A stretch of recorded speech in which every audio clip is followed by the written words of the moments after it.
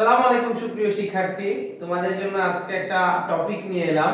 তোমাদের এইচএসসির জন্য খুব ইম্পর্টেন্ট একটা টপিক, যেটা হরহামেশাই হচ্ছে আসলে এইচএসসি তে এসে থাকে। তার পাশাপাশি হচ্ছে কলেজের এক্সামগুলোর জন্য কিন্তু এই টপিকটা খুবই ইম্পর্টেন্ট। এবং টপিকটা আজকে তোমরা চিত্র দেখেই বুঝতে পারতেছো। আজকে আমাদের আলোচ্য বিষয় হচ্ছে ফ্লুইড মোজাইক মডেল। সো কোষ ঝিল্লির বেশ অনেকগুলা মতবাদ বা বেশ অনেকগুলা মডেল আছে, এবং এর মধ্যে সবচেয়ে বেশি প্রচলিত হচ্ছে সিঙ্গার এবং নিকলসন কর্তৃক যে মডেলটা দেয়া হয়েছে, that is fluid mosaic model. তো আজকে আমাদের চিত্র হচ্ছে আসলে কিসের? ফ্লুইড মোজাইক মডেলের। এবং এই ফ্লুইড মোজাইক মডেল দিয়েছেন হচ্ছে বিজ্ঞানী সিঙ্গার এবং নিকলসন। বিজ্ঞানী সিঙ্গার এন্ড নিকলসন, এই দুজন বিজ্ঞানী হচ্ছে আমাদের এই ফ্লুইড মোজাইক মডেলটি দিয়েছেন। তো তাদের এই মডেলটাকে আইসবার্গ মডেলও বলা হয়। কি মডেল বলা হয় বলতো? Iceberg model. এবং এই বাংলায় এটাকে বলা হয় হচ্ছে হিমশৈল মডেল। হিমশৈল। এখন এখান থেকে একটা উদাহরণমূলক প্রশ্ন আসতে পারে যে ফ্লুইড মোজাইক মডেলকে হিমশৈল মডেল বা আইসবার্গ মডেল বলা হয় কেন? তো এটার উত্তরটা হচ্ছে অনেকটা এরকম যে সমুদ্রের পৃষ্ঠে আইসবার্গ, যে আইসবার্গের সাথে আসলে টাইটানিক ধাক্কা খেয়ে ডুবে গিয়েছিল, তো সমুদ্রের পৃষ্ঠে যেরকম একটা আইসবার্গ ভেসে থাকে, ঠিক সেরকম এই ফ্লুইড মোজাইক মডেলের এই যে লেয়ারগুলা, এই লেয়ারগুলোকে যদি আমি হচ্ছে সমুদ্রের পানির সাথে বা পানির উপরিতলের সাথে তুলনা করি, তাহলে এই কোলেস্টেরল অণুগুলো হচ্ছে অনেকটা হিমশৈলের মতো হচ্ছে পানির মধ্যে ভেসে আছে।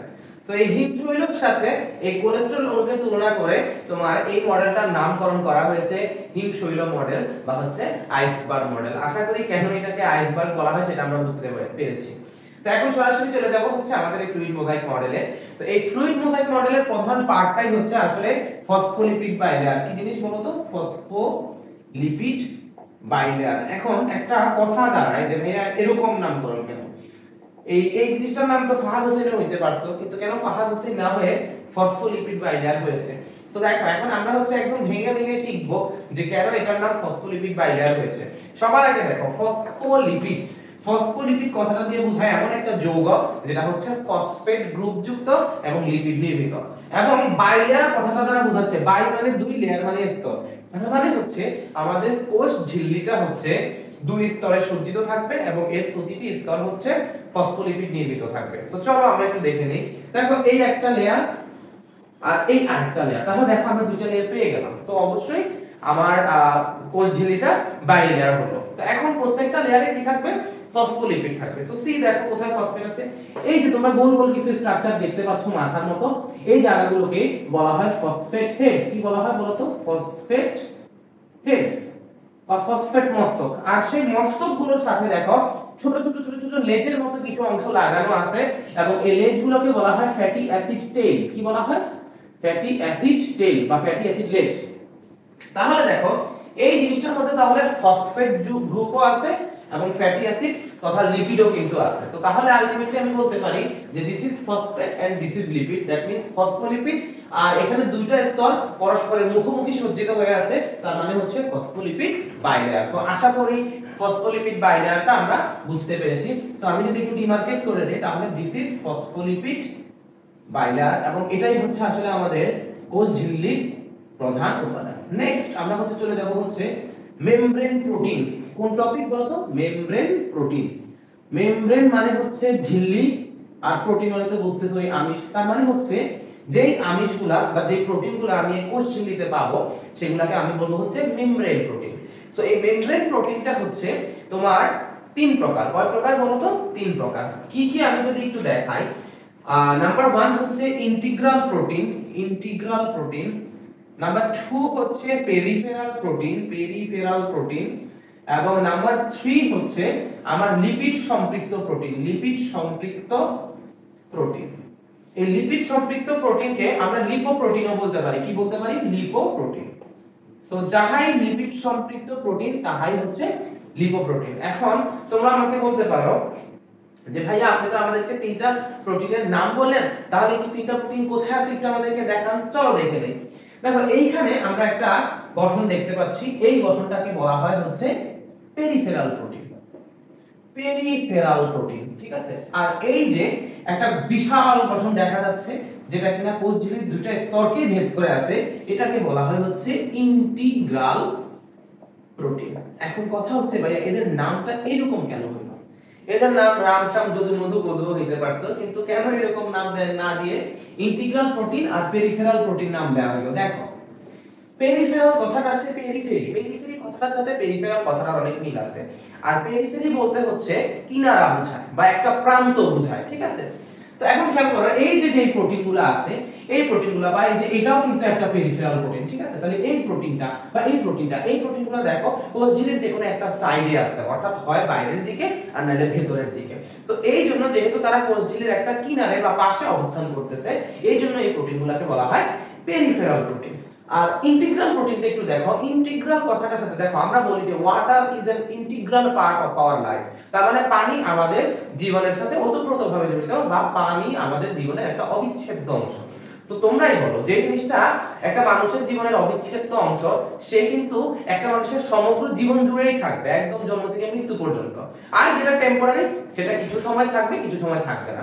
তো খেয়াল করো, ইন্টিগ্রাল পার্ট ওয়াটার যেহেতু আমাদের দেহের, আমাদের মানুষের জন্য একটা ইন্টিগ্রাল জিনিস, অর্থাৎ অবিচ্ছেদ্য, আমাদের দেহের একটা অবিচ্ছেদ্য অংশ বা আমাদের জীবনের একটা অবিচ্ছেদ্য অংশ, ঠিক সিমিলারলি এই ইন্টিগ্রাল প্রোটিনটা হচ্ছে আসলে আমাদের কোষ ঝিল্লির একটা অবিচ্ছেদ্য অংশ। অর্থাৎ এই ইন্টিগ্রাল প্রোটিনটা হচ্ছে কোষ ঝিল্লির পুরোটা জুড়েই থাকবে। পানি যেরকম আমাদের জীবনের শুরু থেকে শেষ পর্যন্ত থাকে, ঠিক সেরকম এই ইন্টিগ্রাল প্রোটিনটাও আমাদের কোষ ঝিল্লির পুরোটা জুড়ে থাকবে, অর্থাৎ সে একদম দুটো স্তরকে ভেদ করে অবস্থান করবে, এবং এজন্যই কিন্তু তাকে বলা হয় হচ্ছে ইন্টিগ্রাল প্রোটিন, ঠিক আছে। তাহলে দেখো এই যে দুটো লেয়ারকে ভেদ করে আছে বিধায় সে হচ্ছে ইন্টিগ্রাল প্রোটিন। তাহলে ইন্টিগ্রাল হলো, পেরিফেরাল হলো, আরেকটা আছে সেটা হচ্ছে লিপোপ্রোটিন বা হচ্ছে লিপিড সম্পৃক্ত প্রোটিন। আমরা যদি একটু খেয়াল করি, দেখো যে এই যে এইখানে কি আছে, ফসফেট হেড আছে এবং তার সাথে যুক্ত আছে হচ্ছে ফ্যাটি অ্যাসিড লেজ। তাহলে এই লেজগুলোতে কি আছে, ফ্যাটি অ্যাসিড আছে। আর ফ্যাটি অ্যাসিড মানেই হচ্ছে লিপিড, কারণ ফ্যাটি অ্যাসিডটা হচ্ছে লিপিডের গাঠনিক এবং বা ক্ষুদ্রতম একক আমরা বলতে পারি। তাহলে ওভারঅল সহজ ভাষায় আমরা বলতে পারি যে এই যে ফসফোলিপিড অণুগুলোর মধ্যে লিপিড আছে। তাহলে একটা জিনিস খেয়াল করো, ধরো এইটা হচ্ছে একটা আমার প্রোটিন, এবং এই প্রোটিন অণুটা আলটিমেটলি কিন্তু লিপিডের সাথে যুক্ত আছে, অর্থাৎ ফসফোলিপিডের লিপিডের সাথে ইনডাইরেক্টলি যুক্ত আছে। তোমরা বলতে পারো যে ভাইয়া এখানে তো ফসফেট হেডের সাথে যুক্ত আছে দেখাচ্ছে, বাট হ্যাঁ ফসফেট হেডের সাথে যুক্ত আছে ঠিক আছে, বাট তার পাশাপাশি কিন্তু এই ফ্যাটি অ্যাসিড লেজের সাথেও যুক্ত আছে। আর ফ্যাটি অ্যাসিড লেজে আছে কি, লিপিড। তাহলে আমরা বলতে পারি যে এই প্রোটিন অণুটা হচ্ছে ইনডাইরেক্টলি লিপিডের সাথে যুক্ত আছে। তাহলে এই প্রোটিন অণুটাকে আমি বলবো প্রোটিন সাথে লিপিড, তার মানে ওভারঅল কি আসতেছে বলতো, লিপোপ্রোটিন আসতেছে। তাহলে এই প্রোটিনটার নাম হচ্ছে লিপোপ্রোটিন বা হচ্ছে কি বলতো, লিপিড সম্পৃক্ত প্রোটিন। আশা করি হচ্ছে এই তিনটা প্রোটিন আমরা চিনতে পেরেছি। চলো এখন আমরা চলে যাই পরবর্তী পার্টে। এরপরে ভাইয়া আমাদের এই কোষ ঝিল্লিতে কি আছে, এরপরে আমাদের কোষ ঝিল্লিতে আছে হচ্ছে কিছু শর্করা, এবং সেই শর্করাগুলোকে কি বলবো আমরা, বলো তো? সেই শর্করাগুলোকে আমরা কি বলতে পারি বলো? দেখো, প্রোটিনগুলোকে যদি আমরা মেমব্রেন প্রোটিন বলি, তাহলে শর্করাকে বলবো আমরা membrane carbohydrate. Simple, membrane carbohydrate. Okay, এখন খেয়াল করো, এই মেমব্রেন কার্বোহাইড্রেট হচ্ছে দুই প্রকার। কয় প্রকার? দুই প্রকার। একটা হচ্ছে আমার গ্লাইকোপ্রোটিন আর আরেকটা হচ্ছে গ্লাইকোলিপিড। শুনেই বুঝতেছো, গ্লাইকো মানে হচ্ছে, গ্লাইকো কথাটা গ্লুকোজ কথাটা থেকে আসছে, গ্লুকোজ মানে এই শর্করা। তাহলে গ্লাইকোপ্রোটিন মানে এইটা, এই শর্করার সাথে প্রোটিন মিশ্রিত থাকবে, আর গ্লাইকোলিপিড মানে এই শর্করার সাথে হচ্ছে লিপিড মিশ্রিত থাকবে। তো চলো আমরা একটু দেখি যে এই গ্লাইকোলিপিড আর গ্লাইকোপ্রোটিন কোথায় আছে। দেখো খেয়াল করো, এখানে দেখো ভাইয়া লাল কালার দিয়ে কিছু স্ট্রাকচার ড্র করছি এবং সেগুলো গায়ে দাগ দাগ দিয়ে দিয়েছি। তো এই দাগ দাগ ওয়ালা যে লাল স্ট্রাকচারগুলো, সেটা হচ্ছে শর্করাকে বোঝাচ্ছে। তো তাহলে আমরা একটু খেয়াল করি, এই যে শর্করাটা, এই শর্করাটা একটা পেরিফেরাল প্রোটিনের সাথে যুক্ত আছে। আরো সহজ করে বললে এই শর্করাটা একটা প্রোটিনের সাথে যুক্ত আছে, তাহলে এই শর্করাটাকে আমি বলবো হচ্ছে glycoprotein. So this is glycoprotein. যেহেতু সে নিজে শর্করা যুক্ত আছে প্রোটিনের সাথে, এজন্য সে হচ্ছে গ্লাইকোপ্রোটিন। আর এই যে খেয়াল করো, এই শর্করাটা ওই যে এই আমিষটার মতো কার সাথে যুক্ত আছে, ইনডাইরেক্টলি তোমার ফ্যাটি অ্যাসিড লেজের সাথে যুক্ত আছে। আর ফ্যাটি অ্যাসিড লেজ মানে হচ্ছে লিপিড। তাহলে আমরা এই শর্করাটাকে বলতে পারি, যেহেতু সে লিপিডের সাথে যুক্ত, তাহলে আমরা একে বলতে পারি হচ্ছে গ্লাইকোলিপিড। লিপিড। তো আশা করি গ্লাইকোলিপিড আর গ্লাইকোপ্রোটিনকে আমরা চিনতে পেরেছি। তো তোমাদের বইতে আছে যে এই গ্লাইকোলিপিড আর গ্লাইকোপ্রোটিন এই দুটাকে একত্রে বলা হয় হচ্ছে গ্লাইকোক্যালিক্স। কি বলা হয়?